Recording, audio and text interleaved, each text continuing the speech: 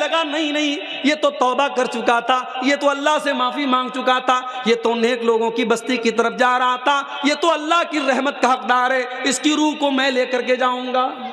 اب رحمت کا فرشتہ اور عذاب کا فرشتہ دونوں آپس میں لڑنے لگے۔ اللہ نے ایک تیسرے فرشتوں کو بھیجا انسان کی شکل میں، وہ وہاں سے گزرنے لگا۔ دونوں فرشتوں نے اس کو روکا، کہا بھائی ہم دونوں فرشتے ہیں، یہ رحمت کا فرشتہ ہے، میں عذاب کا فرشتہ ہوں، اور ہمارے بیچ میں یہ معاملہ چل رہا ہے، آپ ہی کوئی حل بتا دیجئے۔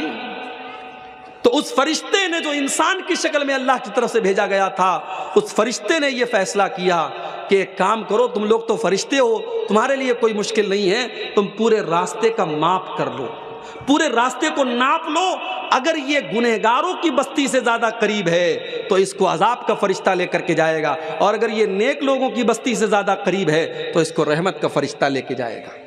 جب دونوں فرشتوں نے راستے کو ناپا ہے، حدیث کے الفاظ ہیں میرے پیارے ساتھیوں، اللہ کے نبی فرماتے ہیں کہ وہ ایک بالشت، یہ جو ہاتھ کے پنجے کا جو یہ ماپ ہوتا ہے، اس کو اردو میں بالشت کہتے ہیں، ہمارے ہاں اردو میں بتہ بولتے ہیں اس کو، ایک بتہ یا ایک بالشت جو ہے وہ انسان، وہ 100 لوگوں کا جو قاتل تھا، وہ نیک لوگوں کی بستی سے زیادہ قریب تھا، اللہ کی رحمت کا فرشتہ اس کو لے کے گیا ہے۔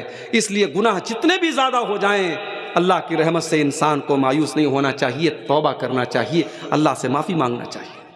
مگر یہ بات یاد رکھو میرے بھائی، جب ہم کوئی گناہ کا کام کرتے ہیں، اس گناہ کا اثر ہمارے بچوں پر بھی پڑتا ہے، ہمارے اوپر بھی پڑتا ہے۔ ہمارے اوپر یہ پڑتا ہے کہ ہمارے دل سخت ہو جاتے ہیں، ہمارے دل کٹھور ہو جاتے ہیں، اور دل جب کٹھور ہو جاتا ہے، دل جب سخت ہو جاتا ہے تو قرآن کی آیتوں کا اثر نہیں ہوتا ہے، نبی کی حدیثوں کا اثر نہیں ہوتا ہے۔ آج رات بھر جلسے ہو رہے ہیں، جمعہ کے اندر خطبے ہو رہے ہیں، تقریریں ہو رہی ہیں، مگر دل کے اوپر کوئی اثر نہیں پڑ رہا ہے، کیونکہ دل سخت ہو چکا ہے، دل کٹھور ہو گیا ہے، دل سخت ہو گیا ہے۔ اسی لیے اللہ نے قرآن کے پہلے پارے میں جب بنی اسرائیل کا ذکر کیا تو فرمایا ثم قست قلوبکم من بعد ذلک فہی کالحجارۃ او اشد قسوا۔ اے یہودیو، تم نے اللہ کو اتنا ناراض کیا، تم نے اللہ کو اتنا ناراض کیا کہ گناہ کرنے کی وجہ سے تمہارے دل سخت ہو گئے، اور اتنے سخت ہو گئے فہی کالحجارۃ او اشد قسوا، تمہارے دل تو پتھروں سے بھی زیادہ سخت ہو گئے، دل کٹھور ہو گیا ہے ہمارا۔ تقریریں سن رہے ہیں ہم، مگر دل کے اوپر اثر نہیں پڑ رہا ہے۔ ہم بیان سن رہے ہیں، ہم قرآن کی آیتیں سن رہے ہیں، مگر دل کے اوپر اثر نہیں ہو رہا ہے۔ تو دل کو اگر سختی سے بچانا ہے تو گناہ سے بچنا پڑے گا میرے بھائی۔ اسی لیے اللہ کے نبی فرماتے ہیں جب بندہ کوئی گناہ کرتا ہے نُکِتَتْ فِی قَلْبِهِ نُقْطَةً سَوْدَا، اس کے دل کے اوپر ایک کالے رنگ کا نقطہ ڈال دیا جاتا ہے، ایک کالے رنگ کا دھبا ڈال دیا جاتا ہے۔ اگر بندہ توبہ کر لیتا ہے، اگر بندہ اللہ سے معافی مانگ لیتا ہے، وہ کالے رنگ کا دھبا مٹا دیا جاتا ہے، اور اگر بندہ دوبارہ وہ گناہ کرتا ہے، وہ کالے رنگ کے دھبے اور بڑھتے چلے جاتے ہیں، حَتَّى تَعْلُوَ قَلْبَهُ، یہاں تک کہ اس کے پورے دل کے اوپر چھا جاتے ہیں۔ جب بندہ گناہ پر گناہ کرتا چلا جاتا ہے، اس کا پورا دل کالا ہو جاتا ہے، اور جب دل کالا ہو جاتا ہے تو انسان کا دل کیسا ہو جاتا ہے؟ کَلَّا بَلْ رَانَ عَلَىٰ قُلُوبِهِم مَّا كَانُوا يَكْسِبُونَ، انسان کے گناہ اس کے دل کے اوپر چھا جاتے ہیں، پھر دل کے اوپر کوئی اثر نہیں پڑتا ہے۔ تو اس لیے اگر گناہ کریں گے ہم تو ہمارے دل سخت ہو جائیں گے، یہ گناہ کا پہلا نقصان ہوگا۔ گناہ کا دوسرا نقصان، انسان اگر گناہ کرے گا اس کی روزی روٹی پر اثر پڑے گا، اس کے مقدر میں جو روزی ملنے والی تھی، اس کی دکان پہ جو کسٹمر آنے والا تھا، اس کے کاروبار میں جو منافع اور پروفٹ ہونے والا تھا، وہ اللہ تعالیٰ ہٹا لیتا ہے، چھین لیتا ہے۔ ان العبد لیحرم الرزق بذنب یصیبہ، بندہ اپنے گناہ کی وجہ سے اپنی روزی روٹی سے محروم کر دیا جاتا ہے، انسان کی روزی روٹی پر اثر پڑتا ہے۔ اسی لیے اگر انسان نیکی کا راستہ اختیار کرے گا، تقوی کا راستہ اختیار کرے گا، تو اللہ اس کو روزی روٹی کے دروازے بھی اس کے لیے کھول دے گا، وَمَن يَتَّقِ اللَّهَ يَجْعَل لَّهُ مَخْرَجًا وَيَرْزُقْهُ مِنْ حَيْثُ لَا يَحْتَسِبُ، جو اللہ سے ڈرے گا اللہ تعالیٰ اس کے لیے ضرور کوئی نہ کوئی راستہ نکالے گا اور اللہ وہاں سے روزی دے گا، انسان سوچ بھی نہیں سکتا کہ کہاں سے روزی آ رہی ہے، روزی کے راستے کھول دے گا اللہ تعالیٰ۔ آج ہمارا نوجوان کہتا ہے شیخ صاحب نوکری نہیں مل رہی ہے، شیخ صاحب بزنس کر رہے ہیں۔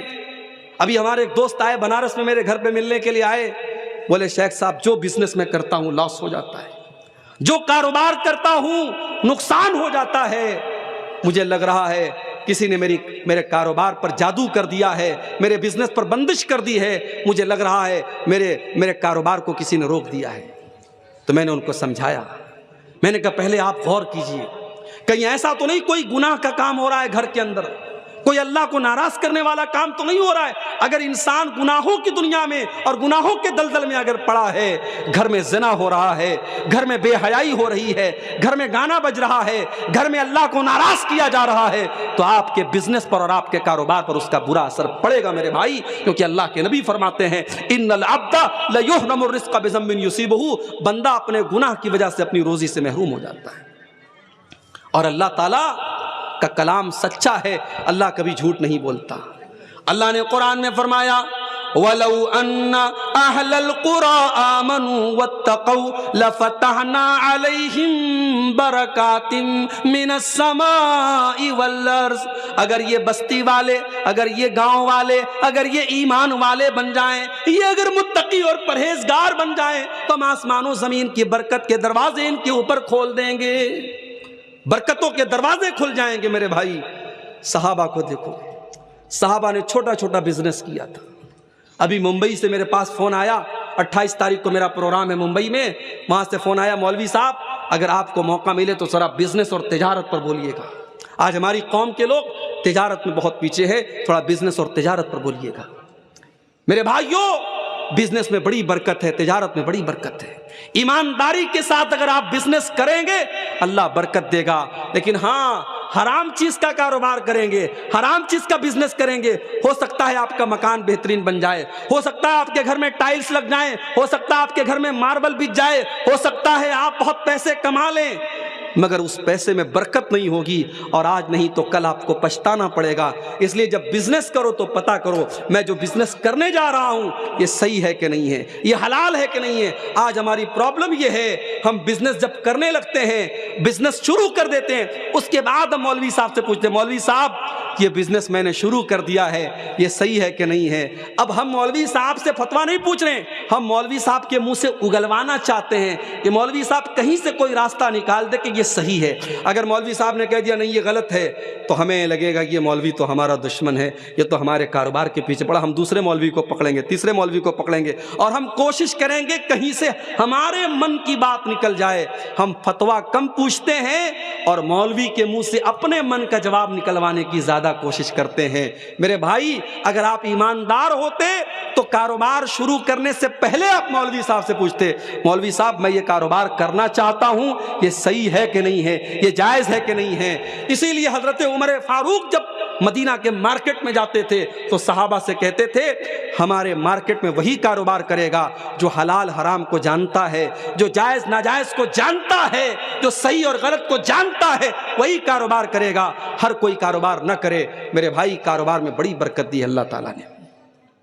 جب اللہ کے نبی مدینہ پہنچے، بڑے غور سے سننا میرے بھائیوں، جب اللہ کے نبی مدینہ پہنچے آپ کو پتا تھا مکہ کے مہاجر بیچارے بے سہارا ہیں، ان کے پاس ابھی کوئی بزنس نہیں ہے، ان کے پاس ابھی کوئی گھر نہیں ہے۔ آپ نے مدینہ کے انصاری صحابہ کو اور مکہ کے مہاجر صحابہ کو نام لے لے کر کے بھائی بنا دیا، ایک ایک کا نام لے لے کے بھائی بنایا۔ یہ مدینہ کا انصاری ہے، یہ مکہ کا مہاجر ہے، یہ دونوں ایک دوسرے کے بھائی بھائی ہیں۔ دونوں کا ہاتھ اٹھا کر کے اللہ کے نبی نے بھائی چارہ کرا دیا۔ حضرت عبد الرحمن ابن عوف جو مکہ میں بزنس کیا کرتے تھے، تجارت کیا کرتے تھے، اپنی سارے بزنس کو چھوڑ کر کے وہ بیچارے خالی ہاتھ آئے تھے، اللہ کے نبی نے ان کو حضرت سعد بن ربی کا بھائی بنا دیا۔ حضرت سعد بن ربی آئے اپنے بھائی کے پاس، کہا عبد الرحمن آپ میرے بھائی ہیں، نبی نے آپ کو میرا بھائی بنایا ہے، اے عبد الرحمن یہ میرا گھر ہے، آج سے میں 2 حصے کر دیتا ہوں، آدھا آپ لے لیجیے آدھا میں لے لیتا ہوں۔ یہ سگے بھائی نہیں تھے، نبی کی زبان سے بس نبی نے بھائی بنا دیا۔ آج تو انسان اپنے سگے بھائی کا حق مارنے کو تیار ہے، اپنی سگی بہن کا حق مارنے کو تیار ہے۔ باپ مر گیا، باپ کی پراپرٹی میں بہن کا بھی حق بنتا ہے، بہن نے آ کر کے کہا بھیا باپ کی پراپرٹی میں میرا بھی حق ہے، مجھے دے دو۔ بھائی نے بڑے غصے میں کہا تیری شادی ہوئی تھی، 2 لاکھ روپے کا خرچ آیا تھا، 3 لاکھ کا خرچ آیا تھا، زیور میں نے بنوایا تھا، جہیز کا انتظام میں نے کیا تھا، اگر تو مجھ سے اپنے باپ کا ترکہ مانگتی ہے تو چلی جا، آج کے بعد بھائی بہن کا کوئی رشتہ نہیں رہے گا۔ بہن نے حق مانگا نہیں کہ بھائی نے بہن سے رشتہ توڑ دیا۔ میرے بھائیوں، اسلام نے یہ حق دیا ہے بہن کو، اللہ نے یہ حق دیا ہے بہن کو۔ باپ کی پراپرٹی میں جیسے بیٹے کا حق ہے ویسے بیٹی کا حق ہے۔ آپ کے چہرے پر ماشاءاللہ بڑی لمبی لمبی داڑھی ہے، آپ کی پیشانی پر سجدے کا نشان ہے، اور آپ اپنی بہن کا حصہ اگر ڈکار گئے ہیں اور اپنی بہن کا حصہ کھا گئے ہیں تو کل قیامت کے دن اللہ کی بارگاہ میں جواب دینے کے لیے تیار رہیے گا۔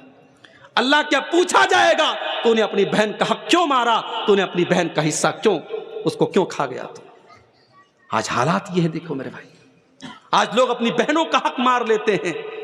آپ غور کیجئے کہ کس طریقے سے آج ہماری روزی روٹی پر اثر ہو رہا ہے۔ یہاں عبد الرحمن ابن عوف کو نبی نے بھائی بنایا ہے، سگے بھائی نہیں ہیں، نبی کی زبان سے بھائی بھائی بنے ہیں۔ حضرت سعد بن ربیع کہتے ہیں عبد الرحمن یہ میرا گھر ہے، آدھا تم لے لو آدھا میں لے لیتا ہوں، یہ میرے کھجوروں کے باغات ہیں، آدھے تم لے لو آدھے میں لے لیتا ہوں، میری 4 بیویاں ہیں، تم پسند کر لو کسی ایک کو میں طلاق دے دیتا ہوں، اور عدت گزرنے کے بعد تم شادی کر لینا۔ بیوی تک دینے کو تیار ہو گئے کہ تم نئے آئے ہو، ابھی تم کو مدینہ میں رشتہ نہیں ملے گا، شادی ہونا مشکل ہے، میں گھر بھی دے دیتا ہوں، گھر والی کا بھی انتظام کر دیتا ہوں، میری کسی بیوی کو پسند کر لو، میں طلاق دے دیتا ہوں، عدت گزر جائے تو تم نکاح کر لینا۔ ہمیں سن کر کے تھوڑا عجیب لگ رہا ہے، اپنی بیوی کو طلاق دینے کی بات کر رہے ہیں، مگر یہ تھا ان کے دل کی یہ بات تھی، ان کے دل اتنے بڑے تھے، اس سماج میں یہ عیب کی بات نہیں تھی، اپنے بھائی کے لیے اپنا سب کچھ قربان کرنے کو تیار تھے۔ لیکن حضرت عبد الرحمن بھی بڑے خوددار آدمی تھے، بڑے خوددار آدمی تھے، انہوں نے کہا نہیں اے سعد بن ربیع، اللہ تیرے مال میں برکت دے، تیرے پریوار میں برکت دے، مجھے تیرا گھر نہیں چاہیے، مجھے تیرا بزنس نہیں چاہیے، اللہ تیرے پریوار میں اور برکت دے، تیرے روزی روٹی میں اور برکت دے، مجھے بس بزنس کرنا ہے، مجھے مارکیٹ کا پتہ بتا دو۔ میرے پیارے ساتھیوں، حضرت عبد الرحمن ابن عوف نے مدینہ کے ایک مارکیٹ سے گھی کا اور پنیر کا بزنس شروع کیا۔ گھی اور پنیر کا بزنس انہوں نے چند پیسوں سے شروع کیا، اور کچھ ہی دنوں میں اتنی برکت اللہ تعالیٰ نے ان کے کاروبار میں دے دی، اتنی دولت ان کے پاس آ گئی، اتنا پیسہ ان کے پاس ہو گیا کہ انہوں نے جب شادی کی تو اپنی بیوی کو مہر میں انہوں نے کھجور کی گٹھلی کے برابر سونا دے دیا۔ اور جب نبی نے ان کے کپڑے پر زردی کا نشان دیکھا اور نبی نے پوچھا کہ عبد الرحمن کیا تم نے شادی کی ہے؟ کہا کہ ہاں اللہ کے نبی میں نے شادی کی ہے۔ تو اللہ کے نبی نے پوچھا کہ اپنی بیوی کو تم نے مہر میں کیا دیا؟ نبی نے پوچھا کہ عبد الرحمن تم نے اپنی بیوی کو مہر میں کیا دیا؟ ہمارے یہاں جب کسی لڑکے کی شادی ہوتی ہے تو لڑکے سے پوچھا جاتا ہے تجھے جہیز میں کیا ملا، 4 ویلر ملی کہ 2 ویلر ملا، واشنگ مشین ملی کہ فریج ملا، کیا کیا ملا؟ ہم لڑکے سے یہ پوچھتے ہیں۔ یہاں اللہ کے نبی عبد الرحمن سے پوچھ رہے کہ عبد الرحمن تو نے اپنی دلہن کو مہر میں کیا دیا؟ کہا اے اللہ کے نبی میں نے کھجور کی گٹھلی کے برابر سونا دیا ہے۔ آپ نے فرمایا اس کا مطلب کہ تمہارے پاس پیسہ ہے، تم مضبوط ہو، اولم ولو بشاتن، تو تم ولیمہ کرو، چاہے تمہیں ایک بکری ہی کا ولیمہ کرنا پڑے لیکن تم ولیمہ کرو۔ میرے پیارے ساتھیوں، کاروبار میں اللہ تعالیٰ بہت برکت دیتا ہے۔ اگر ہم گناہوں سے بچیں گے اللہ ہمارے کاروبار میں برکت دے گا، مگر ہم جھوٹ بولیں گے، بے ایمانی کریں گے، چوری کریں گے، کاروبار میں فراڈ کریں گے تو کان کھول کر کے سن لو، اللہ کے نبی فرماتے ہیں محقت برکت بیعہما، جس کاروبار میں فراڈ کیا جائے، دھوکہ کیا جائے، اس کاروبار کی برکت کو اللہ تعالیٰ چھین لیتا ہے۔ اور آگے بڑھیے، گناہ کرنے کا ایک نقصان اور ہوتا ہے، گناہ کرنے والا قیامت کے دن اندھا بنا کے اٹھایا جائے گا۔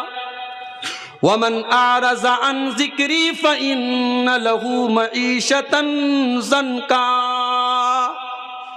جو ہمارے ذکر سے منہ موڑے گا جو ہمیں یاد نہیں کرے گا، جو ہم کو ناراض کرے گا، ہم اس کی زندگی کو پریشانی والی اور بے چینی والی زندگی بنا دیں گے۔ اس کی زندگی میں سکون نہیں ہوگا، اس کی زندگی میں شانتی نہیں ہوگی، اس کی زندگی میں چین نہیں ہوگا، اس کی زندگی بے سکونی والی ہو جائے گی، ڈپریشن کا شکار ہو جائے گا۔ دولت بہت ہوگی مگر راتوں میں اس کو نیند کی گولیاں لینی پڑیں گی، تب جا کر اس کو نیند آئے گی۔ اس کے گھر میں کھانے کی کمی نہیں ہوگی مگر چائے بنے گی تو کہے گا صاحب میری چائے میں چینی مت ڈالنا، مجھے شوگر ہو گیا ہے۔ چکن بنے گا تو کہے گا مجھے چکن مت دینا، مجھے شوگر ہو گیا ہے۔ ایک چیز کھائے گا تو 10 چیزوں سے پرہیز کرے گا، اتنی بیماریوں میں اللہ تعالیٰ ڈال دے گا۔ وَمَنْ أَعْرَضَ عَنْ ذِكْرِي فَإِنَّ لَهُ مَعِيشَةً ضَنْكًا۔ اگر مجھے بھول جاؤ گے، اگر مجھے یاد نہیں کرو گے، ہم تمہاری زندگی کو پریشانیوں والی زندگی بنا دیں گے۔ وَنَحْشُرُهُ يَوْمَ الْقِيَامَةِ أَعْمَى، اور قیامت کے دن ہم تمہیں اندھا بنا کر کے اٹھائیں گے۔ دنیا میں بڑا اچھا دیکھتا تھا، چشمہ بھی نہیں لگاتا تھا، مگر قیامت کے دن اندھا بنا کے اللہ تعالیٰ اٹھائے گا۔ قال رب لم حشرتنی اعمی وقد كنت بصیرا، کہے گا اے اللہ میں تو دنیا میں اچھا بھلا دیکھا کرتا تھا، تو نے مجھے اندھا بنا کے کیوں اٹھایا؟ اللہ فرمائے گا کذالک اتتک آیاتنا فنسیتها وکذالک اليوم تنسی۔ میرے بندے تو ہماری آیتوں کو دیکھ کر کے اگنور کر دیتا تھا، نظر انداز کر دیتا تھا، آج ہم تجھے اگنور کر دیں گے، نظر انداز کر دیں گے۔ تو گناہوں کے یہ نقصانات ہیں میرے بھائی۔ اب آئیے ہم تقریر کے دوسرے پارٹ کی طرف آتے ہیں۔ وہ کون سے گناہ ہیں جن کو شریعت نے بڑے بڑے گناہ قرار دیا ہے؟ اللہ کے نبی کے پاس ایک صحابی آئے، کہا اللہ کے نبی ای الذنب اعظم، سب سے بڑا گناہ کیا ہے؟ سب سے بڑا گناہ کیا ہے؟ آپ نے فرمایا ان تجعل للہ ندا وہو خلقک، سب سے بڑا گناہ یہ ہے کہ تم اللہ کے برابر کسی کو ٹھہراؤ۔ کرسمس کا تہوار آیا، کل میں کلکتہ میں تھا، کلکتہ ایئرپورٹ سے اترا، مجھے ہاوڑا اسٹیشن جانا تھا، میں بائک کے اوپر جا رہا تھا، راستے میں دیکھا بہت بڑا ٹینٹ لگا ہوا ہے اور بہت بڑی بڑی لائٹیں لگی ہیں اور کرسمس کا تہوار منایا جا رہا ہے، اور وہ تہوار منانے والا کوئی غیر مسلم نہیں ہے، مسلمان ہے۔ اس علاقے کا جو ایم ایل اے ہے، اس علاقے کا جو ایم پی ہے، وہ بیچارہ لوگوں کو خوش کرنے کے لیے کرسمس منا رہا ہے۔ میں کہتا ہوں ایسی پالیٹکس اور ایسی راجنیتی ہمیں نہیں کرنی ہے جس پالیٹکس کے چکر میں اور جس راجنیتی کے چکر میں اپنے دین اور ایمان سے ہمیں ہاتھ دھونا پڑے۔ ہمیں نہیں چاہیے ایسے ایم پی، ہمیں نہیں چاہیے ایسے ایم ایل اے جو اپنی توحید اور اپنے ایمان کا سودا کر لیں۔ میرے بھائی کرسمس منا رہے ہو، ہمارے نوجوان لڑکے جو کالجوں میں پڑھتے ہیں، جو ہماری نوجوان لڑکیاں کالجوں میں پڑھتی ہیں، یہ فیس بک کے اوپر بیچارے اپنے آپ کو بہت شانتی پریہ ثابت کرنے کے لیے 25 دسمبر کو یہ فیس بک پر لگاتے ہیں merry Christmas to all brothers and sisters. کیا کہتے ہیں؟ میری کرسمس، کرسمس کی مبارکباد دے رہے ہیں۔ تیرے بقرعید کا تہوار آیا تو کسی عیسائی نے بکرا تو نہیں کاٹا، تیری عید کا تہوار آیا تو کسی عیسائی نے آ کر کے تیری عیدگاہ میں 2 رکعت نماز تو نہیں پڑھی، تجھے بڑی خوشی ہے اس کے کرسمس منانے کی؟ تجھے معلوم ہے یہ کرسمس کا تہوار کیوں منایا جا رہا ہے؟ کرسمس کے تہوار کے اوپر یہ عقیدہ رکھا جاتا ہے، یہ عیسائی یہ عقیدہ رکھتے ہیں کہ اللہ تعالیٰ کو بیٹا پیدا ہوا ہے، وہ عیسیٰ مسیح کو اللہ کا بیٹا مانتے ہیں اور یہ عقیدہ رکھتے ہیں کہ آج کے دن اللہ تعالیٰ کو بیٹا پیدا ہوا ہے۔ اے مسلمان، تیرے اللہ کو گالی دی جا رہی ہے، تیرے اللہ کو برا بھلا کہا جا رہا ہے، تیرے رب کو برا بھلا کہا جا رہا ہے، اور تو کرسمس کی مبارکباد دے رہا ہے۔ تیرا عقیدہ تو یہ نہیں ہونا چاہیے۔ تیرا عقیدہ تو قرآن کی سب سے چھوٹی سورت میں بتا دیا گیا، قل هو اللہ احد اللہ الصمد لم یلد ولم یولد ولم یکن له کفوا احد۔ اے نبی آپ کہہ دیجئے اللہ ایک ہے، اللہ بے نیاز ہے، اللہ کا کوئی بیٹا نہیں اور اللہ کسی کا بیٹا نہیں، ولم یکن له کفوا احد، اور اللہ کے برابر کوئی نہیں۔ اللہ کا بیٹا بنایا جا رہا ہے اور تو ہے میری کرسمس بول رہا ہے، تو مبارکباد دے رہا ہے۔ اور بنگال کی پولیٹکس میں یہ بہت زیادہ ہو رہا ہے، میں دیکھ رہا ہوں غیر مسلموں کے تہوار ہوتے ہیں، ان کے مذہبی دیوی دیوتاؤں کے فوٹو لگا لگا کر کے ہمارے یہ مسلمان جو لیڈرز ہوتے ہیں یہ ان کو شبھ کامنائیں دیتے ہیں۔ وہ کہتے ہیں صاحب پالیٹکس سے کرنا پڑتا ہے، پالیٹکس کے نام پر اگر آپ کو اپنے دین اور اپنی توحید سے کمپرومائز کرنا پڑے تو ایسی پالیٹکس سے آپ توبہ کر لیجئے میرے بھائی، نہیں کرنی چاہیے ایسی پالیٹکس۔ اسلام کے اندر دو رنگی نہیں ہے، اسلام کے اندر دوگلا پن نہیں ہے، اسلام توحید والا مذہب ہے۔ اگر آپ اسلام کو مانتے ہیں تو توحید سے کبھی کمپرومائز مت کیجیے۔ اللہ کے پیارے نبی کے پاس آفر آیا، مکہ کے کافروں نے آفر دیا، اے محمد صلی اللہ علیہ وسلم ہم آپ کو ایک بڑا بہترین آفر کرتے ہیں، ایک دن آپ ہمارے بتوں کے آگے سجدہ کیجئے، ہم ایک دن آپ کے اللہ کے آگے سجدہ کریں گے، ایک دن آپ ہماری مذہب پر ہمارے مذہب کو فالو کیجئے اور ایک دن ہم آپ کے مذہب کو فالو کریں گے۔ بڑا اچھا آفر تھا، بیچ کا راستہ نکالا گیا تھا۔ جیسے آج کے زمانے میں بہت سارے مسلمان کہتے ہیں کہ بھائی اسلام بھی ایک مذہب ہے، کرسچینٹی بھی ایک مذہب ہے، جیوازم بھی ایک مذہب ہے، ہندوازم بھی ایک مذہب ہے، سارے مذہب ایک ہیں، راستے الگ الگ ہیں، منزل ایک ہے۔ معاف کرنا میرے بھائی، یہ عقیدہ اسلام کا عقیدہ نہیں ہے۔ اسلام کا عقیدہ یہ نہیں ہے کہ سارے راستے الگ الگ ہیں، منزل ایک ہے۔ اسلام کا راستہ یہ ہے منزل بھی ایک ہے اور راستہ بھی ایک ہے، اور وہ راستہ اللہ کا راستہ ہے، وہ راستہ رسول کا راستہ ہے، وہ راستہ اسلام کا راستہ ہے۔ وَمَن يَبْتَغِ غَيْرَ الْإِسْلَامِ دِينًا فَلَن يُقْبَلَ مِنْهُ، جو اسلام کو چھوڑ کر کے کوئی اور راستہ اپنائے گا اس کے مذہب کو اللہ تعالیٰ قبول نہیں کرے گا، سویکار نہیں کرے گا۔ وَهُوَ فِي الْآخِرَةِ لَمِنَ الْخَاسِرِينَ، اور آخرت میں وہ خسارہ اٹھانے والوں میں سے ہوگا۔ اور ہندو مذہب میں بھی یہی بات کہی گئی ہے۔ ہمارے ہندو بھائیوں کی بڑی مشہور کتاب ہے شریمد بھاگوت گیتا، اس کے اندر شری کرشن جی نے بھی یہی کہا ہے کہ توحید کا راستہ ہی سب کو نجات دلائے گا۔ سرو دھرمان پریتیجیا مامیکم شرنم ورجہ اہم توا سرو پاپیبھیہ موکشیشامی ما شوچہ، سارے دھرموں کو چھوڑ دے، سارے راستوں کو چھوڑ دے اور ایشور کی پرماتما کی شرن میں آ جا، اللہ کی پناہ میں آ جا، میری پناہ میں آ جا، میں تیرے سارے گناہوں کو مٹا دوں گا، تجھے نجات دے دوں گا، تجھے جنت میں ڈال دوں گا، تجھے سورگ میں ڈال دوں گا۔ یہی ہندو مذہب کے اندر بھی کہا گیا، یہی اسلام کے اندر بھی کہا گیا کہ ایک راستہ جو نجات دینے والا ہے وہ توحید کا راستہ ہے، وہ اللہ کا راستہ ہے۔ میرے بھائیوں، انسانیت کے نام پر اور مانوتا کے نام پر اپنے آپ کو اتنا ہلکا مت بناؤ کہ اللہ کے ساتھ شرک ہو رہا ہے اور تم کرسمس کی مبارکباد دے رہے ہو۔ اور ابھی تو کرسمس ختم ہو رہا ہے، آج 29 تاریخ ہے نا، 29 ہے نا آج، 2 دن کے بعد 31 کی نائٹ آئے گی۔ کلکتہ کے بڑے بڑے ہوٹل بک ہیں، ناچنے والیاں اور اپنے جسم کا اور اپنے شریر کا انگ پردرشن کرنے والی بالی ووڈ کی ہیروئنوں کو بلایا جائے گا۔ 10-10 ہزار کے ٹکٹ ہیں، اور آپ یقین کریں بڑے بڑے 5 اسٹار ہوٹلوں میں 31 کی نائٹ میں رات بھر شراب پی جائے گی اور نشے کی حالت میں لوگ دھت ہو کر کے حرام کام کریں گے، اور یہ کام ایک بڑی تعداد میں مسلمان لڑکے اور لڑکیاں بھی کرتے ہوئے نظر آئیں گے۔ مسلمان بھی آپ کو یہ کام کرتے ہوئے نظر آئیں گے۔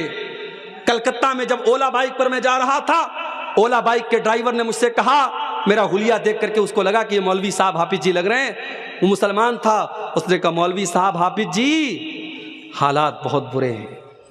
اس نے کہا سنڈے کے دن رات میں ہم لوگ جب بائک لے کے نکلتے ہیں، نشے کی حالت میں بالکل ٹھلی ہو کر کے، بالکل دھت ہو کر کے جوان لڑکیاں آتی ہیں، ان کے باپ کو کوئی پرواہ نہیں کہ ہماری لڑکی کہاں گئی ہے، ان کی ماں کو کوئی پرواہ نہیں ہماری جوان لڑکی کہاں گئی ہے، نشے کی حالت میں دھت ہو کر کے آتی ہیں اور ہم سے کہتی ہیں ہم کو ہمارے گھر پہنچا دو، اور ہمیں ڈر لگتا ہے کہیں ایسا نہ ہو کہ اس کو لے کر کے جب اپنی بائک پر ہم جائیں اور یہ ہم کو جکڑ کر کے ہم ہماری بائک پر جب بیٹھیں تو کہیں ایسا نہ ہو کہ ہم گناہوں کی دلدل میں چلے جائیں اور ہم کوئی غلط کام کر بیٹھیں۔ کہا کہ یہ کام کرنے والی مسلمان لڑکیاں بھی ہوتی ہیں اور غیر مسلم لڑکیاں بھی ہوتی ہیں۔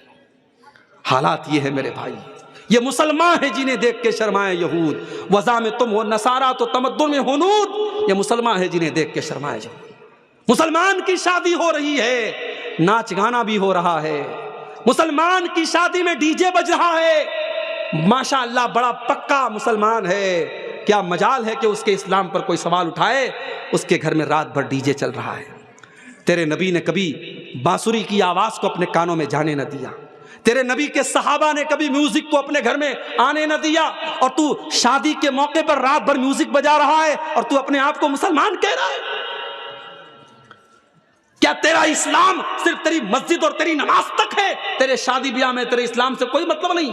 मैं कहता हूं उलमा पाबंदी लगा दें, जिसके घर में शादी में डीजे बजेगा, नाच गाना होगा, सारे उलमा मिल करके ये तय कर ले उसके घर में हम निकाह नहीं पढ़ाएंगे, उसकी शादी में हम नहीं जाएंगे, लोगों के दिमाग सही हो जाएंगे। जाएं पढ़ाएं, खुद अपना निकाह पढ़ाएं। उलमा मना करते हम ऐसी शादियों में नहीं जाएंगे।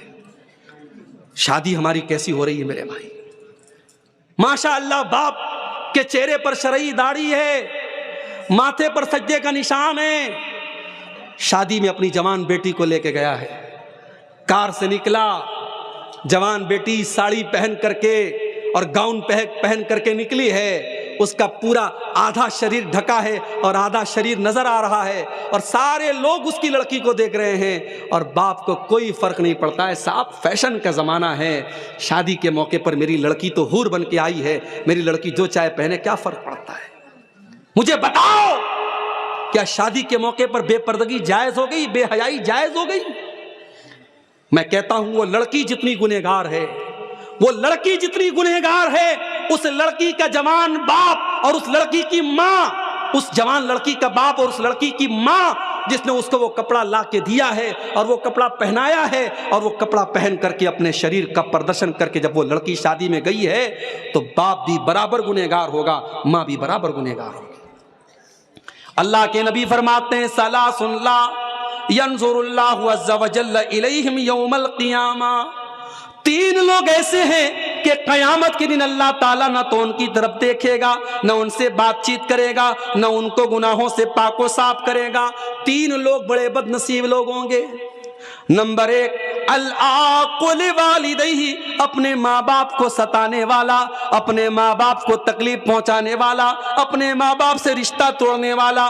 नंबर दो, वल मरअतुल मुतरज्जिला, मर्दों की नकल करने वाली, मर्दों की कॉपी करने वाली औरत। और नंबर तीन, अद्दयूसुल्लज़ी युक़िर्रु फ़ी अहलिहिल खुबुस, वो दयूस आदमी, वो बेगैरत आदमी, वो बेशरम आदमी जिसके घर की बहू बेटी बेहयाई का काम करे और उसको कोई फर्क ना पड़े। मेरे भाई, मर्दों के वो अकबर इलाहाबादी का शेर है ना, बेपर्दा नजर आई कल जो चंद बीबियां, बेपर्दा नजर आई कल जो चंद बीबियां, अकबर ज़मीं में गैरत कौमी से गड़ गया, पूछा जो उनसे आपका पर्दा वो क्या हुआ, पूछा जो उनसे आपका पर्दा वो क्या हुआ, कहने लगी कि अक्ल पे मर्दों के पड़ गया। ये मर्दों की अक्ल पे पर्दा पड़ा है। आज तो शादियों में कुर्सी पर भी औरतों से ज्यादा पर्दे में तो कुर्सी रहती है, कुर्सी बेचारी पूरी कवर्ड रहती है, और उस शादी में आने वाली लड़कियां और औरतें, उनके शरीर नजर आते रहते हैं। और ये शादी किसकी होती है? मुसलमान की शादी होती है। मेरे भाइयों, आज अगर हम पर अल्लाह का अजाब आ रहा है, हम पर मुसीबतें आ रही हैं और जालिम आज हम पर हुक्मरां बने हुए हैं, तो उसकी कहीं न कहीं वजह हमारी बदअमालियां हैं। और अल्लामा इकबाल का बड़ा सच्चा शेर है, वज़ा में तुम हो नसारा तो तमद्दुन में हुनूद, ये मुसलमान है जिन्हें देख के शर्माए जाओ। तो अल्लाह के नबी से पूछा गया कि सबसे बड़ा गुनाह कौन सा गुनाह है? आपने फरमाया अन तजअल लिल्लाहि निद्दन व हुवा खलक़क, सबसे बड़ा गुनाह यह है कि तुम अल्लाह के बराबर किसी को ठहराओ। फिर पूछा गया अल्लाह के नबी उसके बाद सबसे बड़ा गुनाह क्या है? आपने फरमाया अन तक़्तुल वलदक खशियत अन यतअम मअक, दूसरा सबसे बड़ा गुनाह यह है कि तुम अपने बच्चों को कत्ल करो इस डर से कि वो बच्चा तुम्हारे साथ खाएगा। अपनी औलाद को कत्ल करो, अपनी औलाद को मार डालो इस डर से कि औलाद को खिलाना पड़ेगा। 1400 साल पहले लोग बेटियों को जिंदा जमीन में गाड़ दिया करते थे, और आज भी बेटियों को मां के पेट में मार दिया जाता है। हमारे पास ऐसे भी लोगों का फोन आता है, मौलवी साहब मेरा मेडिकल स्टोर है, मैं दवा का कारोबार करता हूँ, मैं दवा बेचता हूँ, मेरे पास लोग आते हैं और कहते हैं कि हमें वो दवा दे दो जिससे माँ के पेट में बच्चा गिरा दिया जाए, एबॉर्शन हो जाए और हमल साकित हो जाए, प्रेगनेंसी खत्म हो जाए। मौलवी साहब हम तो मेडिकल स्टोर का काम करते हैं, हम तो दवा को बेचने का काम करते हैं, अगर वो दवा हम देते हैं तो क्या हमको गुनाह पड़ेगा? मैंने कहा बिल्कुल गुनाह पड़ेगा, इसलिए कि कुरान कहता है तावनु अलल बिर्रि वत्तक़वा वला तावनु अलल इस्मि वल उद्वान। कुरान कहता है गुनाह के काम में और गलत काम में एक दूसरे का सपोर्ट मत करो। अगर आप दवा का कारोबार करते हैं और आप वो दवा बेचते हैं जिससे माँ के पेट में हमल साकित होता है, उस बच्चे के कत्ल में आप भी भागीदार बन जाएंगे, उसमें आप भी शरीक हो जाएंगे। मैंने कहा कतई ऐसा काम मत कीजिए और मत बेचिए।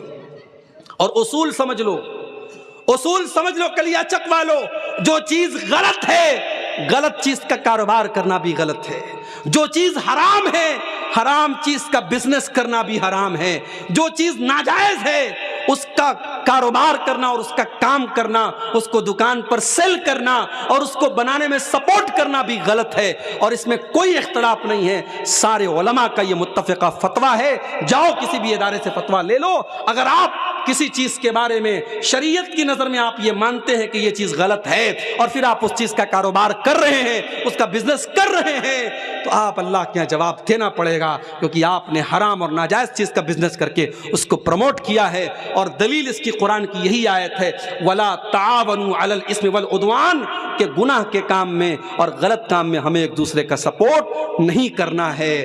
तो बच्चे तो आज भी कत्ल हो रहे हैं, बच्चे तो आज भी कत्ल हो रहे हैं, कहीं माँ के पेट में कत्ल हो रहे हैं, कहीं हॉस्पिटल के बाहर आपको डस्टबिन में मरी पड़ी हुई बच्चियां मिल जाएंगी। और आज भी हमारी भारत सरकार ये नारा लगाती है बेटी बचाओ बेटी पढ़ाओ। आज 2023 और 2024 शुरू होने वाला है, तरक्की का ज़माना है, हमारा भारत चंद्रयान हमारा चाँद तक पहुंच गया है। आज के दौर में हमारी सरकार को नारा लगाना पड़ता है बेटी बचाओ बेटी पढ़ाओ। क्यों? क्योंकि सरकार का ये डाटा है, ये गवर्नमेंट का डाटा है कि हर साल सैकड़ों बच्चियों को माँ के पेट में मार दिया जाता है। अल्लाह के नबी ने फरमाया शिर्क के बाद दूसरा सबसे बड़ा गुनाह यही है कि इंसान अपनी औलाद को कत्ल कर दे, ये सोच करके कत्ल कर दे कि बेटी पैदा होगी, उसकी शादी कैसे करेंगे, उसको कैसे पढ़ाएंगे, कैसे उसकी तालीम का इंतज़ाम करेंगे।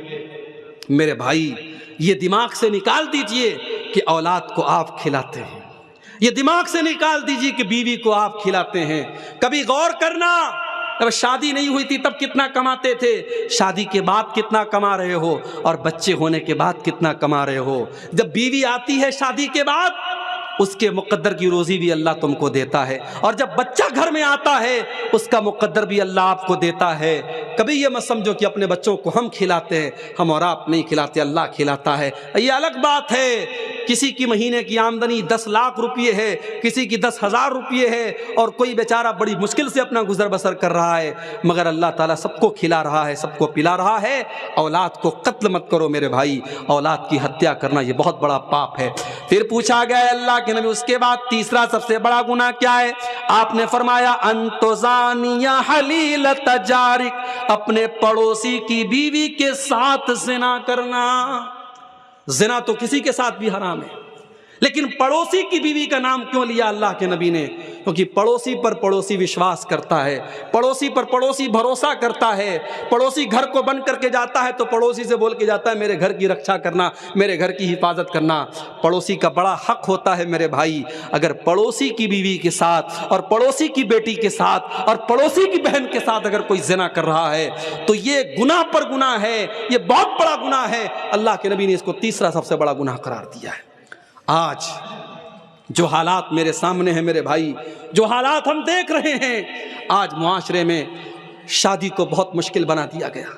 आपके इसी कलिया चक के इलाके में जहां अल्हम्दुलिल्लाह अहले हदीसों की बहुत बड़ी बस्ती है, पूरा इलाका अहले हदीसों का इलाका है। जुमा की नमाज में आ जाओ, 2-2 हज़ार 2,500 हज़ार नमाजी भरे रहते, इतनी बड़ी बड़ी मस्जिदें हैं आपके इलाके में।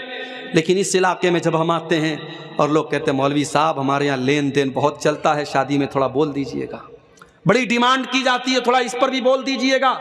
मैंने पूछा गरीब बाप अपनी लड़की की शादी कैसे करता है? तो किसी ने कहा मौलवी साहब गरीब आदमी या तो बैंक से लोन लेता है या घर बेच देता है। मेरे भाइयों आज हमने बेटियों को इतना बड़ा बोझ बना दिया کہ بیٹی کی شادی کرنے کے لیے باپ کو اپنا گھر بیچنا پڑتا ہے اور باپ کو بیاج پر بینک سے لون لینا پڑتا ہے۔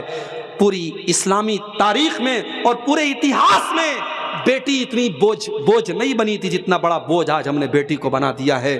آج کتنی غریب بیٹیاں ہیں، باپ بیچارہ پریشان ہے، میری آمدنی نہیں ہے، میری کمائی نہیں ہے، بیٹی جوان ہو رہی ہے، 25 سال کی ہو رہی ہے، 30 سال کی ہو رہی ہے، بیٹی کی شادی کیسے کروں؟ آج کتنے باپ ہیں جو بیچارے وقت کے پہلے بوڑھے ہو رہے ہیں، بال ان کے سفید ہو رہے ہیں، چہرے پر جھریاں پڑ گئی ہیں، بیٹی کی جوانی نے ان کی چنتا کی لکیروں کو بڑھا دیا ہے۔ میرے بھائیو، اللہ کے واسطے ہوش کے ناخن لو، اللہ کے واسطے ہوش کے ناخن لو۔ اور میں بڑے دل کے درد کے ساتھ یہ بات کہہ رہا ہوں، اہل حدیث صرف زور سے آمین بولنے کا نام نہیں ہے، صرف سینے پر ہاتھ باندھنے کا نام اہل حدیث نہیں ہے، صرف رفع یدین کرنے کا نام اہل حدیث نہیں ہے، صرف چند نماز کے طریقے میں بدلاؤ کا نام اہل حدیث نہیں ہے۔ اہل حدیث کہتے ہیں اس انسان کو جو مکمل اسلام کو فالو کرتا ہے، جو قرآن و حدیث پر چلتا ہے۔ اگر آپ کی نماز قرآن و حدیث والی ہے تو آپ کا شادی بیاہ کا سسٹم بھی قرآن و حدیث والا ہونا چاہیے۔ اگر آپ اپنے بیٹے کی شادی میں ڈیمانڈ کر رہے ہیں تو آپ کو اعلان کر دینا چاہیے کہ میں انٹرنیشنل بھکاری ہوں، میں کوئی اہل حدیث و اہل حدیث نہیں ہوں، میں تو بھکاری ہوں، بیٹے کے لیے بھیک مانگ رہا ہوں۔ بڑے انداز سے اور بڑے اسٹائل سے آج لوگ بھیک مانگتے ہیں جہیز کے نام پر۔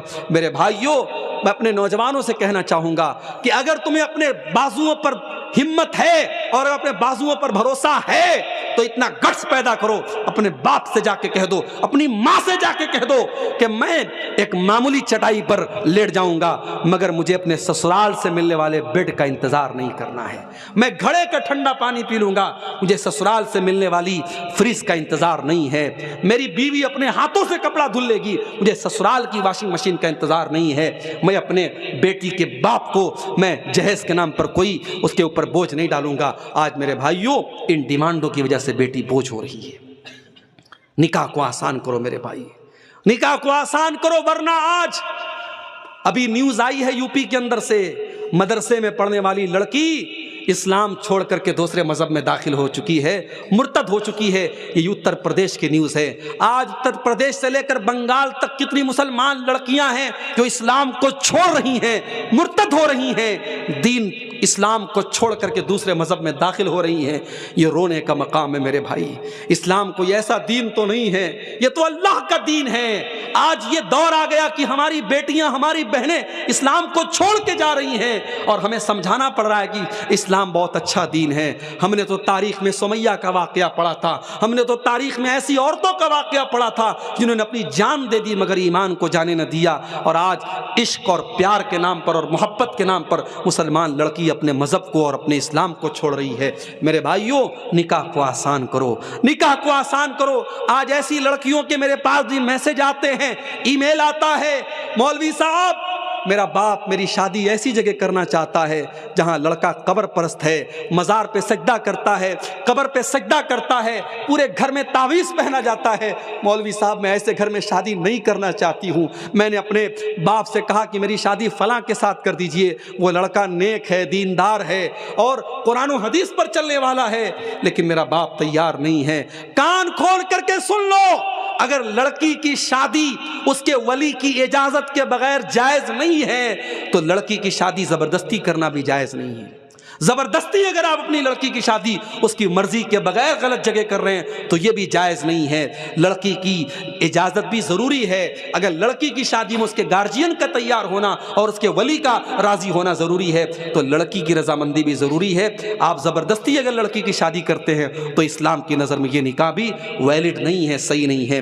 اس لیے میرے بھائی تھوڑے سے اس معاملے میں سمجھداری سے کام لیجئے۔ اگر لڑکی کسی لڑکے کے ساتھ شادی کرنے کو بول رہی ہے یا لڑکا کسی لڑکی کے ساتھ شادی کرنے کو بول رہا ہے اور وہ رشتہ صحیح ہے، دین کے اعتبار سے کوئی خرابی نہیں ہے، تو ماں باپ ضد نہ کریں اور نکاح کر دیں تاکہ آئندہ زندگی میں وہ لڑکا یا لڑکی کوئی ایسا قدم نہ اٹھائے جس سے پورے خاندان کی عزت پر دھبا لگے۔ اس معاملے میں ہمیں سمجھداری سے کام لینا پڑے گا۔ اللہ کے پیارے نبی فرماتے ہیں اذا خطب الیکم ممن ترضون دینہ وخلقہ، جب تمہاری لڑکیوں کے لیے ایسا رشتہ آئے لڑکا دیندار ہے اور لڑکا اچھے اخلاق والا ہے، فزوجوہ، تو تم اپنی لڑکیوں کی شادی ایسے لڑکوں سے کر دو۔ اگر ایسا نہیں کرو گے تکن فتنۃ فی الارض وفساد عریض، تو زمین کے اندر فساد پھیلے گا اور فتنہ پھیلے گا۔ تو میرے بھائیو، اگر ہمیں زناکاری کو روکنا ہے تو ہمیں نکاح کو آسان کرنا پڑے گا۔ اور آگے بڑھیے، اللہ کے نبی فرماتے ہیں جتنب السبع الموبقات، 7 ہلاک کر دینے والے گناہوں سے بچو۔ صحابہ نے پوچھا ہے اللہ کے نبی کون سے 7 ہلاک کر دینے والے گناہ ہیں؟ آپ نے فرمایا الشرک باللہ، سب سے بڑا گناہ تو اللہ کے ساتھ شرک کرنا ہے، جو اللہ معاف نہیں کرے گا۔ اگر شرک کی حالت میں انسان مر گیا تو اللہ کیا اس کو جنت ملنے والی نہیں ہے؟ الشرک باللہ، سب سے بڑا گناہ شرک کرنا۔ نمبر 2 والسحر، جادو کرنا۔ آج جادو بھی ہو رہا ہے، آج جادو بھی ہو رہا ہے۔ آج ایک دوسرے سے حسد اور جلن میں لوگ ایک دوسرے کے اوپر جادو بھی کروا رہے ہیں، عورتیں بھی جادو کروا رہی ہیں، مرد بھی جادو کروا رہے ہیں۔ جادو کرنا کرانا حرام ہے۔ اللہ کے نبی کہتے ہیں ہلاک کر دینے والا دوسرا بڑا گناہ جادو کرنا۔ تیسرا گناہ وَقَتْلُ النَّفْسِ الَّتِي حَرَّمَ اللَّهُ إِلَّا بِالْحَقِّ، اور کسی نردوش کی ہتیا کرنا، کسی بے گناہ کا قتل کرنا، کسی بے گناہ کو قتل کر دینا اور کسی بے گناہ کو مار ڈالنا، یہ تیسرا بڑا گناہ ہے۔ نمبر 4 وَأَكْلُ الرِّبَا، سود کھانا، بیاج کھانا، انٹرسٹ کھانا، اور انٹرسٹ پر لوگوں کو قرضہ دینا۔ 1 لاکھ دے کر کے 1,02,000 لینا، 1,05,000 لینا۔ سود اور بیاج کی جتنی شکلیں ہیں، کان کھول کر کے سن لو، اللہ کے نبی فرما رہے ہیں وَأَكْلُ الرِّبَا، سود اور بیاج کھانا یہ بھی ہلاک کر دینے والا گناہ ہے۔ آج کتنے مسلمان ہیں جو سود اور بیاج کا لین دین کر رہے ہیں؟ اور سود کی جب بات آئی ہے تو یہ بھی سن لو کہ جس طریقے سے سود کا کھانا حرام ہے اور سود کا لینا حرام ہے، ویسے ہی سود اور بیاج کا دینا حرام ہے۔ آج بندھن بینک کے نام پر اور بندھن لون کے نام پر آج گھر گھر عورتوں کے نام پہ لوگ لون لے رہے ہیں اور بیاج پر پیسہ لے رہے ہیں۔ یاد رکھو اللہ کے نبی نے بیاج کھانے والے، بیاج کھلانے والے، بیاج کو لکھنے والے، بیاج کی گواہی دینے والے، سب پر اللہ کے نبی نے لعنت کی، اور آپ نے فرمایا سب برابر ہیں۔ اس لیے بیاج کے کھانے کھلانے والے کان کھول کر کے سن لے، ہلاک کر دینے والے گناہوں میں چوتھا گناہ اللہ کے نبی نے فرمایا وَأَكْلُ الرِّبَا، سود کھانا۔ نمبر 5 وَأَكْلُ مَالِ الْيَتِيمِ، اور یتیم کا مال کھانا، یہ بھی بہت بڑا گناہ ہے۔ جو بچہ یتیم ہو گیا، جو بچہ اناتھ ہو گیا، جس کا باپ مر گیا، اس کو تو سہارے کی ضرورت ہے۔ ہو سکے تو اس کے کام آ جاؤ، ہو سکے تو اس کی مدد کر دو، ہو سکے تو اس کا سہارا بن جاؤ۔ لیکن کچھ بڑے بے رحم لوگ ہوتے ہیں جو یتیم کا مال بھی ہڑپ جاتے ہیں۔ کان کھول کر کے ایسے لوگ سن لیں، یتیم کا مال کھانے والا اپنے پیٹ میں جہنم کی آگ بھر رہا ہے۔ اللہ نے فرمایا ان الذین یأکلون اموال الیتامی ظلما انما یأکلون فی بطونہم نارا، جو لوگ یتیم کا مال کھاتے ہیں وہ اپنے پیٹ میں جہنم کی آگ بھر رہے ہیں۔ یتیم کا مال کھانے والا جہنم کی آگ بھر رہا ہے۔ اور اگلی چیز فرمایا وَالتَّوَلِّي يَوْمَ الزَّحْفِ، اور جنگ کے میدان میں پیٹ پھیر کے بھاگ جانا۔ جنگ کے میدان میں جو پیٹ پھیر کے بھاگ جائے وہ بہت بڑا گناہ کر رہا ہے، ہلاک کر دینے والا گناہ کر رہا ہے۔ اور 7واں گناہ وَقَذْفُ الْمُحْصَنَاتِ الْغَافِلَاتِ الْمُؤْمِنَاتِ، پاک دامن عورت پر، شریف عورت پر زنا کی تہمت لگانا، کسی پاک دامن عورت کے اوپر غلط کام کرنے کا آروپ لگانا اور اس پر زنا کی تہمت لگانا، یہ بھی بہت بڑا گناہ ہے اور ہلاک کر دینے والا گناہ ہے۔ اور آگے بڑھیے، رشوت کا لین دین بھی بہت زیادہ ہو رہا ہے۔ رشوت لینے والا اور رشوت دینے والا دونوں پر اللہ کے نبی لعنت فرماتے ہیں۔ فرمایا لعن اللہ الراشی والمرتشی، رشوت لینے والے کے اوپر بھی اللہ کی لعنت ہو اور رشوت دینے والے کے اوپر بھی اللہ کی لعنت ہو۔ کسی کا حق مارنے والا، کسی کی زمین جائیداد کو کھا جانے والا، یہ بھی بہت بڑا گنہگار ہے۔ اللہ کے نبی فرماتے ہیں لَتُؤَدُّنَّ الْحُقُوقَ إِلَىٰ أَهْلِهَا يَوْمَ الْقِيَامَةِ، او لوگو تم نے دنیا میں کسی کا حق اگر لے لیا ہے تو اس کا حق دے دو، ورنہ قیامت کے دن تم کو دینا پڑے گا۔ حتی یقاد للشاۃ الجلحاء من الشاۃ القرناء، یہاں تک کہ اگر سینگ دار بکری نے بغیر سینگ والی بکری کے اوپر ظلم کیا ہے، اگر سینگ والی بکری نے بغیر سینگ والی بکری کو مارا ہے تو قیامت کے دن اس بکری سے بھی قصاص لیا جائے گا۔ کسی کی زمین اور جائیداد کو اگر ہڑپ لیا کسی نے تو اللہ کے نبی فرماتے ہیں انما اقطع له قطعة من النار، کسی کی زمین و جائیداد کو ہڑپنے والا اور ناجائز قبضہ کرنے والا وہ جہنم کی آگ کا ٹکڑا لے رہا ہے۔ وہ یہ نہ سمجھے میں زمین لے رہا ہوں، میں جائیداد لے رہا ہوں، میں پراپرٹی لے رہا ہوں، وہ جہنم کی آگ کا ٹکڑا لے رہا ہے۔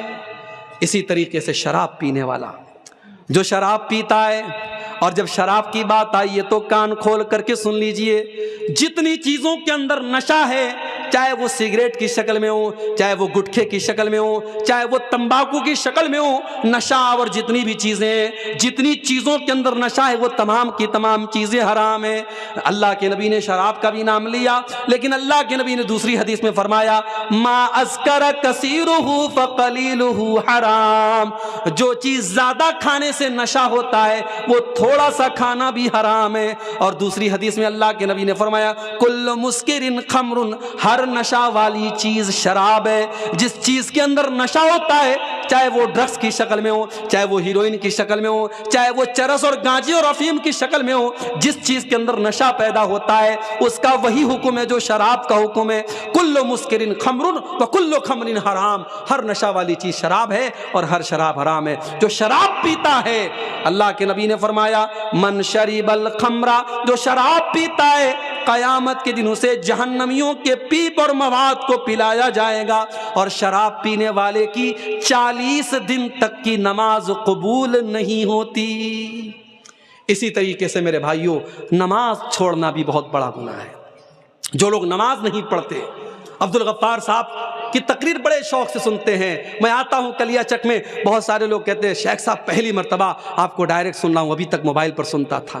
بڑی محبت کرتے ہیں آپ، بڑے شوق سے علماء کی تقریروں کو سن رہے ہیں، مگر پتہ چلا کہ نماز کی پابندی نہیں کرتے ہیں۔ میرے بھائی، یہ علماء کی محبت آپ کو کام نہ دے گی، یہ یوٹیوب پر 3 گھنٹے تقریریں سننا آپ کو کام نہ دے گا اگر آپ نے نماز کی پابندی نہ کی۔ اس لیے کہ نماز چھوڑنے والا، نماز کو برباد کرنے والا اور نماز میں لاپرواہی کرنے والا کون ہے؟ اللہ نے فرمایا قرآن کے 16ویں پارے میں فَخَلَفَ مِن بَعْدِهِمْ خَلْفٌ أَضَاعُوا الصَّلَاةَ وَاتَّبَعُوا الشَّهَوَاتِ فَسَوْفَ يَلْقَوْنَ غَيًّا۔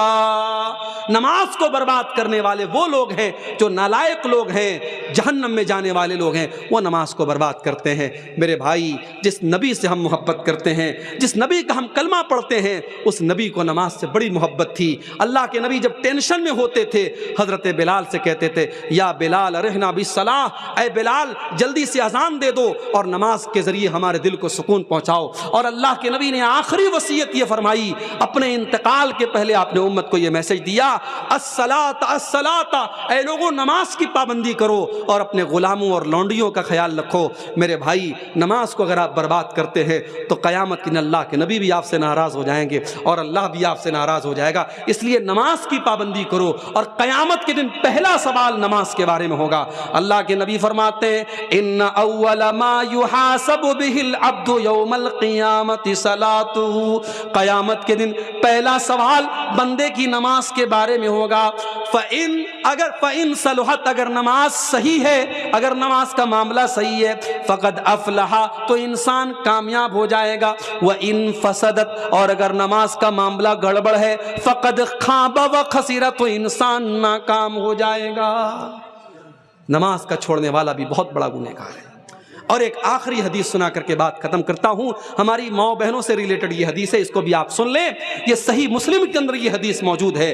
اللہ کے نبی فرماتے ہیں کہ میں اپنی امت کے 2 لوگوں کو جانتا ہوں، صنفان من اہل النار لم ارہما، 2 قسم کے لوگ جہنم میں جائیں گے، ان کو میں نے ابھی نہیں دیکھا ہے، یعنی وہ بعد میں آئیں گے، وہ قیامت کے پہلے آئیں گے، وہ قیامت کے قریب والے دور میں آئیں گے۔ نمبر 1 قوم معهم سیات کاذناب البقر یضربون بها الناس، ایسے لوگ آئیں گے جن کے ہاتھ میں گائے کی دم کی طرح کوڑے ہوں گے اور وہ کوڑوں سے لوگوں کو ماریں گے، اتیاچار کریں گے، ظلم کریں گے، وہ اپنے پاور کا غلط استعمال کریں گے، وہ اپنی طاقت کا غلط استعمال کریں گے۔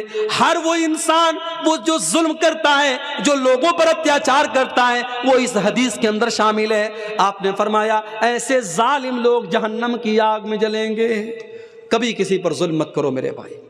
اگر اللہ نے آپ کو پاورفل بنایا ہے، دولت والا بنایا ہے، اپنی دولت کا غلط استعمال مت کرو، اپنے پاور کا غلط استعمال مت کرو۔ یاد رکھو جس پر ظلم کرو گے اگر اس کے منہ سے بد دعا کی آواز نکلی تو اللہ کے نبی فرماتے ہیں کہ مظلوم کی بد دعا کے درمیان اور اللہ کے درمیان کوئی رکاوٹ نہیں ہے، اس کی بد دعا ڈائریکٹ اللہ کے پاس جاتی ہے، اور مظلوم نے اگر بد دعا کر دی تو آپ کا کام تمام ہو جائے گا، برباد ہو جائیں گے آپ۔ اس لیے کسی پر کبھی ظلم مت کرنا میرے بھائی۔ تو یہ پہلی کیٹیگری کے لوگ ہیں جو جہنم میں جائیں گے۔ اور دوسری کیٹیگری کون ہوگی؟ فرمایا وَنِسَاءٌ کاسیات عاریات ممیلات مائلات، ایسی عورتیں جو کپڑا پہننے کے باوجود ننگی ہوں گی، کپڑا پہننے کے باوجود ننگی ہوں گی، یعنی ان کا ڈریس ایسا ہوگا، ان کا کپڑا ایسا ہوگا جو ان کے شریر کو پردرشت کرے گا، ان کی باڈی کو ایکسپوز کرے گا، وہ اپنے جسم کو نظر دکھائیں گی، اپنے شریر کا پردرشن کریں گی۔ کاسیات عاریات، کپڑا پہننے کے باوجود ننگی ہوں گی۔ آج کہنے کی ضرورت نہیں ہے کہ آج مسلمانوں کے گھروں میں ایسے کپڑے پہنے جا رہے ہیں، پورا کپڑا نیٹ کا کپڑا ہے، پوری آستین نظر آ رہی ہے، پوری بیک لیس آج جو ہے کپڑے پہنے جا رہے، پوری پیٹھ نظر آ رہی ہے، پیٹ نظر آ رہا ہے، پورا شریر نظر آ رہا ہے، کپڑا پہننے کے باوجود وہ عورت ننگی ہے، اور مسلمانوں کے گھروں میں ایسے کپڑے پہنے جا رہے ہیں۔ آپ نے فرمایا ممیلات مائلات، ایسی عورتیں جب چلتی ہیں ان کی چال کے اندر بھی بے حیائی ہوتی ہے، وہ اپنی چال کے ذریعے دوسروں کو آکرشت کرتی ہیں، وہ شرما شرما کے نہیں چلتی، وہ تو اترا اترا کے چلتی ہیں، وہ تو بے حیا اور فاحشہ عورتوں کی طرح چلتی ہیں۔ مائلات، اور خود وہ ان بے حیا لوگوں کی طرف مائل ہوتی ہیں، ان کی چال بھی بے حیا عورتوں کی طرح ہوتی ہے، اور وہ غیر مردوں کی طرف آکرشت ہوتی ہیں۔ آپ نے فرمایا رؤوسہن کاسنمۃ البخت المائلہ، ان کا ہیئر اسٹائل ایسا ہوگا جیسے اونٹ کا کوہان ہوتا ہے۔ انٹرنیٹ پہ جا کے دیکھ لینا اونٹ کے کوہان والا ہیئر اسٹائل کیسا ہوتا ہے۔ اگر آپ کے گھر کی بہن بیٹی ایسا ہیئر اسٹائل بناتی ہے جو اونٹ کے کوہان کی طرح ہے تو اپنے گھر کی بہن بیٹیوں کو منع کر دینا، یہ جہنمی عورت کی نشانی بتائی گئی۔ رؤوسہن کاسنمۃ البخت المائلہ، اونٹ کے کوہان کی طرح ان کے بالوں کا جوڑا ہوگا، ان کا ہیئر اسٹائل ہوگا۔ آج کل میک اپ کے نام پہ کیا کیا ہو رہا ہے۔ ابھی میری اہلیہ ایک دن بتا رہی تھی کہ آج کل کوئی وہ ہونٹ میں کوئی انجیکشن لگا کر کے ہونٹ کو موٹا کرتی، یعنی یہ کیا کیا ہو رہا ہے۔ پلک کو جو ہے آئی برو کو بالکل جو ہے برابر کر دیتی ہیں اور اس میں کاٹ چھانٹ کرتی، جبکہ اللہ کے نبی نے متنمسات جو آئی برو کے ساتھ چھیڑ چھاڑ کرتی۔ ہاں اگر کسی عورت کی آئی برو عام عورتوں کے مقابلے میں بہت زیادہ عجیب و غریب لگ رہی ہے، بدصورت والی کیفیت ہے، تو اس کو وہ صحیح کر سکتی ہے، لیکن خوبصورتی کے نام پر اچھی خاصی اپنی آئی برو کو سیٹ کرنا یہ صحیح نہیں ہے، اور ہونٹ کے اندر انجیکشن لگا کے ہونٹ کو موٹا کرنا یہ حرام ہے میری ماں اور بہنوں۔ ہاں کسی عورت کے اگر چہرے پر بال آ گئے، ظاہر ہے کہ عورت کے چہرے پر بال نارملی نہیں آتے تو ان کو وہ ریموو کر سکتی ہے، ان پر ویکسنگ وغیرہ کروا سکتی ہے، مگر نارمل اپنے بالوں میں ویکسنگ وغیرہ کروانا یہ صحیح نہیں ہے۔ تو فیشن کے نام پر آج بہت کچھ ہو رہا ہے۔ آپ نے فرمایا ایسی عورتیں جو بے حیائی کے کام کریں گی اور فیشن کے نام پر بے حیائی کریں گی، لا يدخلن الجنت، ایسی عورتیں جنت میں نہیں جائیں گی۔ جنت میں جانا تو بڑی دور کی بات ہے، ولا یجدن ریحھا، وہ جنت کی خوشبو بھی نہیں پائیں گی۔ اس لیے ہماری مائیں اور بہنیں اس حدیث کو سننے کے بعد اپنی اصلاح کر لیں، اپنے لباس اور اپنی ڈریس کو صحیح کر لیں۔ اور آخر میں یہی کہنا چاہوں گا میرے بھائی کہ ایک عورت کا جنت میں جانا زیادہ آسان ہے۔ آج تک آپ نے یہ سنا ہوگا عورتیں جہنم میں زیادہ جائیں گی، مگر میں آپ کو طریقہ بتا رہا ہوں، عورتیں 4 کام کر لیں تو جنت میں چلی جائیں گی۔ عورتوں کا جنت میں جانا مردوں کے مقابلے میں آسان ہے. عورتوں کو جہاد کے میدان میں نہیں جانا ہے, عورتوں کو جنگ کے میدان میں جا کے لڑنا نہیں ہے. بہت سارے کام جو مردوں کے ذمہ ڈالے گئے وہ عورت کو نہیں کرنا ہے. عورت صرف 4 کام کر لے وہ جنتی ہے. ایوم امرات صلت خمسها وصامت شهرها واطاعت زوجها واحسنت فرجها دخلت من ای ابواب الجنة شاءت. آپ نے فرمایا جو عورت 4 کام کر لے, 5 ٹائم کی نماز کی پابندی کرے, رمضان کا روزہ رکھے اور اپنے شوہر کی اطاعت اور خدمت کرے. یہاں پر ایک بات میں بتا دوں, میاں بیوی کا رشتہ یہ غلام اور نوکر کا رشتہ نہیں ہے, یہ آقا اور نوکر کا رشتہ نہیں ہے. اگر شوہر یہ سمجھتا ہے بیوی میری لونڈی ہے, بیوی میری نوکرانی ہے, تو وہ بھی غلط ہے. اور اگر بیوی یہ سمجھتی ہے کہ شوہر میرے اشارے پر ناچے تو یہ بھی غلط ہے. شوہر اور بیوی کا رشتہ محبت کا رشتہ ہے, لیکن گھر کا اور پریوار کا مکھیا مرد ہے, اس لیے بیوی کو چاہیے کہ شوہر کی بات مانے. ہاں اگر شوہر کی بات غلط بات ہے, ناجائز بات ہے, تو بیوی کو نہیں ماننا ہے, لیکن جو صحیح بات ہے وہ بیوی کو ماننا ہے. وَأَطَاعَتْ زَوْجَهَا, اپنے شوہر کی اطاعت کرے. وَأَحْسَنَتْ فَرْجَهَا, اور اپنی شرمگاہ کی حفاظت کرے, اپنی آبرو کی حفاظت کرے, اپنے آپ کو زنا سے بچائے, اپنے آپ کو بدکاری سے بچائے. یہ 4 کام جو عورت کر لے, اللہ کے نبی فرماتے ہیں دخلت من ای ابواب الجنۃ شاءت, ایسی عورت جنت کے جس دروازے سے چاہے جنت میں چلی جائے گی. تو یہ چند گناہوں کے تعلق سے میں نے آپ کے سامنے میرے بھائیوں بات رکھی ہے. اب میں آخر میں اللہ سے یہی دعا کرتا ہوں, اللہ تعالیٰ جو بھی گناہ میں نے بیان کیے ہیں ہم سب کو ان گناہوں سے بچنے کی توفیق عطا فرمائے. اور اگر ہم میں سے کوئی ان گناہوں میں مبتلا ہے, اللہ ہمارے ماؤں بہنوں کو بھی اور ہمارے مردوں کو بھی سب کو سچی توبہ کرنے کی توفیق عطا فرمائے. اللہ آج کا یہ پروگرام جن بھائیوں کی محنتوں سے منعقد ہوا ہے, اللہ ان کی محنتوں کو قبول فرمائے, ان کو جزائے خیر عطا فرمائے. کل کا پروگرام ابھی باقی ہے. کل ہمارے بڑے عزیز دوست شیخ ابوالکلام سلفی حفظہ اللہ جھارکھنڈ سے تشریف لا رہے ہیں. ہمارے بہت خاص دوست ہیں, کل ان کا بیان بھی